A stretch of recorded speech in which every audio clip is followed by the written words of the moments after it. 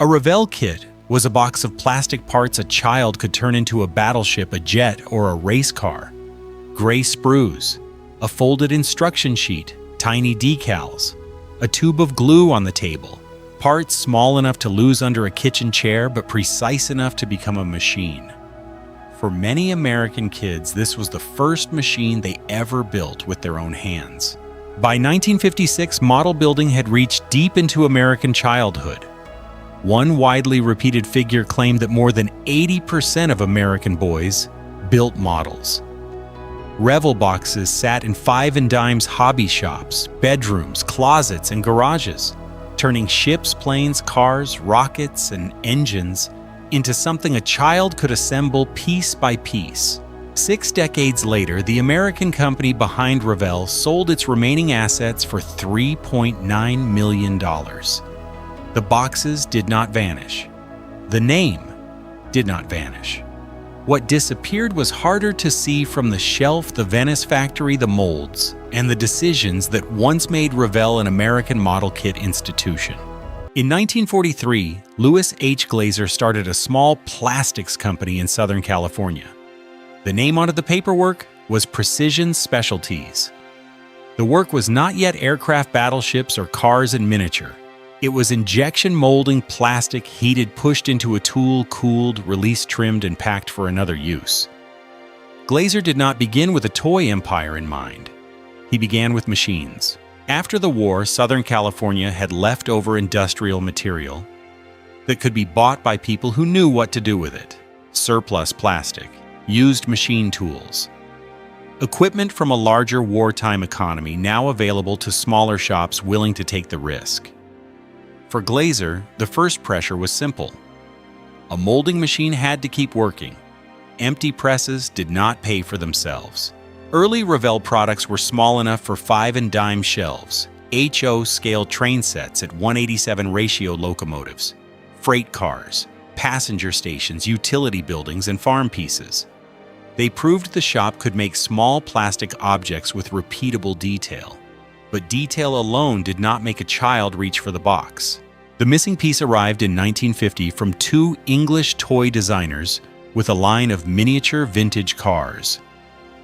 The cars had not found much life in Britain. On an American Woolworth's counter, they became something else. A child could understand them at a glance. A parent could understand the price. 69 cents. That number mattered because it made the purchase easy. It turned a small box into a low-risk promise, something a child could build, something a parent could allow, something a retailer could place near everyday goods without needing a specialist buyer. The cars sold through their first runs, then more followed. By 1952, Glaser made the decision that gave Revell its shape. The train sets, miscellaneous toys, and contract work were pushed aside. The company would focus on one category: plastic assembly kits. The factory had learned from the shelf, not from a market report, not from a grand theory of childhood. From a small car, a Woolworth's counter, and a price low enough to move. The first major kit after that decision was the USS Missouri. It was not just a ship in plastic, it was the battleship where Japan had signed the surrender in 1945, reduced to 1/535 scale, and packed into a box a child could carry home. That was part of Revell's power. The company did not ask children to build random objects. It gave them pieces of the world. Adults talked about warships, jets, rockets, cars, engines, and machines that had appeared in newspapers, magazines, newsreels, highways, and harbors. A child opened the box and found a smaller version of something real. The F-94C Starfire followed. Then the F-7U Cutlass. Then the F-9F Cougar. Each aircraft came with a small globe display base so the finished model could stand on a desk or shelf. It was not meant to be used once and thrown away. It was meant to prove that the builder had finished the work. The box showed the promise. The table showed the labor. Cut the part from the sprue, test the fit, read the next step, hold the pieces steady. wait for the glue, place the decal without tearing it. For many children, the lesson was simple. Before it was technical, machines were made from parts, and parts had to fit. Revell understood that fit mattered before the child understood why. A loose joint, a soft detail, or a confusing instruction sheet could make the next box less likely to sell. The company's reputation was built on the moment after opening, when the builder saw whether the promise on the box survived contact with the plastic inside. That pressure reached the factory floor. Inside, Revell accuracy required time. Engineers worked from blueprints, technical manuals, photographs, and sometimes the real machines themselves. One company claim put the work behind a single mold as high as 7,000 hours. A mold was not just equipment. It stored the labor of designers, tool makers, researchers, and factory workers in steel. Once cut correctly, it could press thousands of identical parts. Cut poorly, it repeated the same mistake again and again. Monogram models saw what was happening from the other side of the aisle.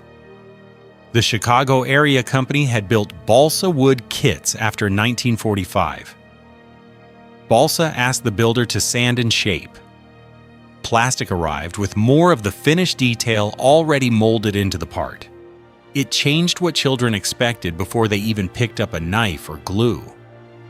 Monogram moved toward plastic because Revell had changed the comparison. In 1961, Revell's accuracy left the hobby counter and entered the newspaper. Its USS George Washington submarine kit included enough detail to alarm Vice Admiral Hyman G. Rickover, closely tied to America's nuclear submarine program. He complained that the model gave away too much. One line traveled widely. If I were a Russian, I would be most grateful. For the Navy, it was a warning. For Revell, it was evidence that the small parts were not casual decoration.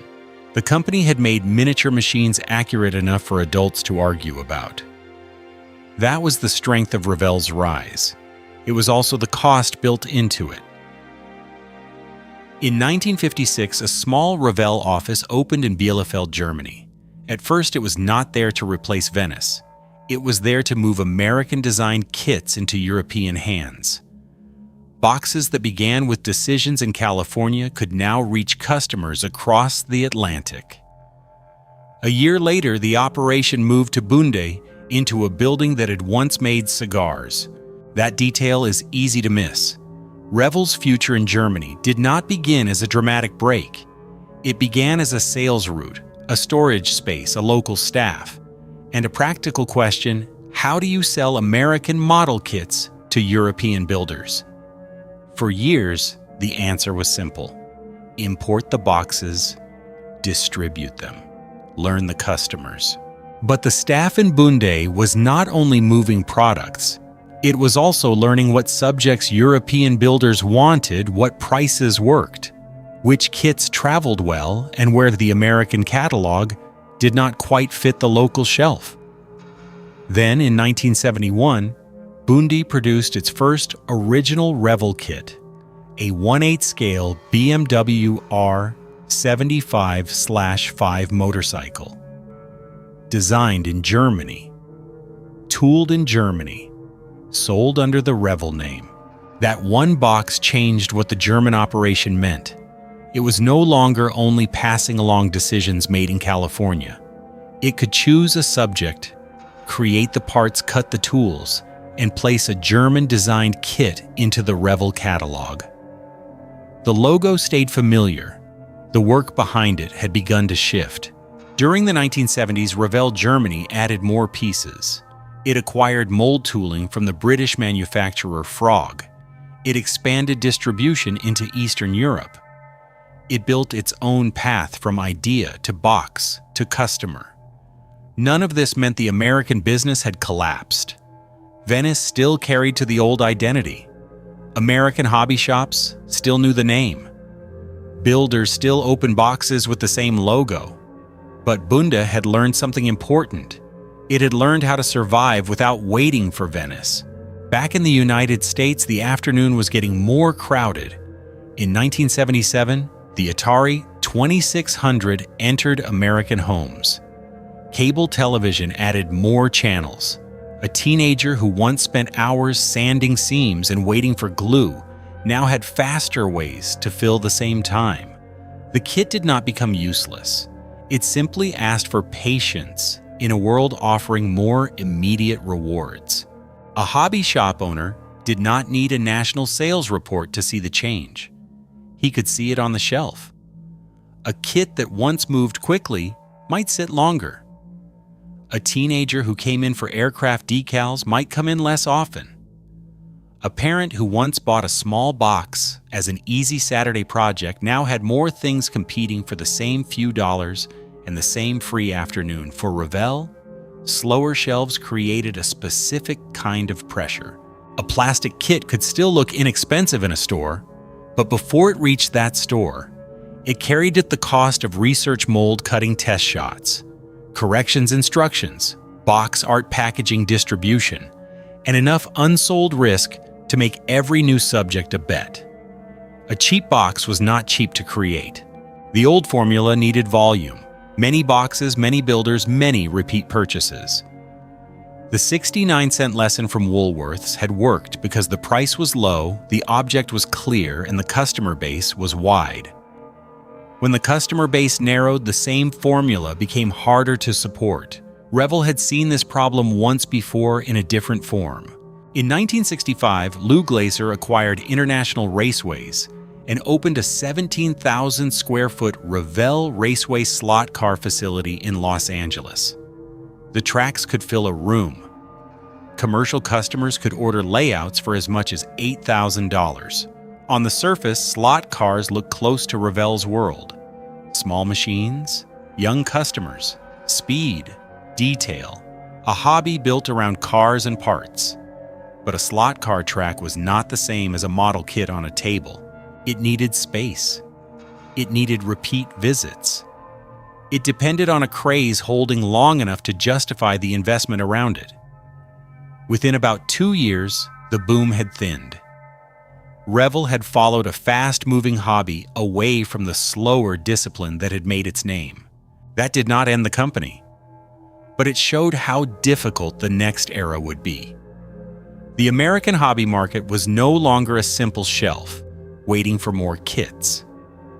It was a crowded room with screens, retail shifts, changing childhood habits, and older builders who did not replace themselves quickly enough. Around 1980, Revell was purchased by Général du Jouet, the French toy group also known as CG. The idea had a reasonable shape. Revell had an American brand. CEG had European reach. But a new owner could not make children spend more hours at a workbench. By 1983, Revell was spun off again. The name remained valuable. The business around it was less stable. Then, in 1986, Odyssey Partners bought Revell. Earlier that same year, Odyssey had bought Monogram, the old rival from the plastic kit aisle. From outside, it looked like consolidation. Inside the factories, it became a physical question. Two companies had tools, workers, catalogs, habits, and plant floors. One American market was shrinking. One combined operation would not keep everything. Monogram's Illinois plant stayed, Venice did not. And once that decision was made, Revell's future was no longer only about what children wanted to build. It was about which parts of the company were still considered necessary to keep. In 1986, the molds left Venice. They were not just pieces of factory equipment. Each one carried a stored decision: the curve of a car body, the panel line of an aircraft, the deck detail of a ship, the tiny shape that let a child believe the model belonged to the real machine. Workers removed them from the presses. Crates took the place of production.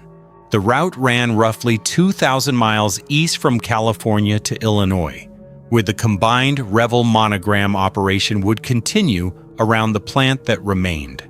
To a customer, a Revell box could still look familiar.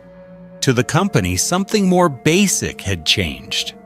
The old Venice chain local tooling decisions factory routines, mold storage production knowledge, and the building behind the American box had been broken apart. After that, Revell moved through owners that kept the name while changing the company around it. Hallmark Cards acquired Revell Monogram in 1994 and placed it inside Binney and Smith. Alpha International bought it in 2001. Gearbox followed. Habaco acquired the brand in 2007, then brought Revell Germany under the same roof in 2012. For a while, the two halves of the name were together again. But the American model kit business was still narrow. Habaco carried many brands, Rocket's radio control products, distributors' catalogs, and old hobby lines competing inside the same company. On January 10, 2018, Habaco filed for Chapter 11 bankruptcy protection in Delaware. On April 13, Revell USA ceased operations. Packaged kits that had already been sealed and labeled stopped moving through the chain. Boxes meant for hobby shop shelves stayed on pallets instead. In July, the case converted to Chapter 7 liquidation. Quantum Capital Partners, a German investment group, acquired the Revell assets for $3.9 million. A hobby retailer wrote that Revell USA had closed their doors. The line carried weight because the product had not disappeared. The American company behind it had. On Saturdays in Bunda, Germany, customers can still walk into a Revell factory outlet on Daimlerstrasse. The shelves hold discontinued items, second-choice stock, reissued ships, aircraft cars, Star Wars kits and boxes made for builders who still know what small parts require. The scene does not look like an ending. It looks like continuation, but it is not the same continuation that began in Venice. Revell USA now exists in a reduced role, importing, warehousing, marketing, and forwarding kits through the American side of the business. The deeper work sits elsewhere. Product choices, development, ownership decisions, and the long-term center of the brand belong to Germany. The hobby survived. The name survived. What changed was the room behind the name. An old Revell box and a newer Revell box can sit side by side on a shelf. Both can carry the same familiar logo. Both can still ask a builder to cut, fit, glue, weight, and finish the small machine in front of them. But one points back to a California factory where post-war plastic, used tools, and American retail shelves turned model building into a childhood habit. The other points to Bunde, where the name found a different way to continue. Venice gave Revell its first meaning. Bunde gave it somewhere to go. Beat. A box remains on the shelf.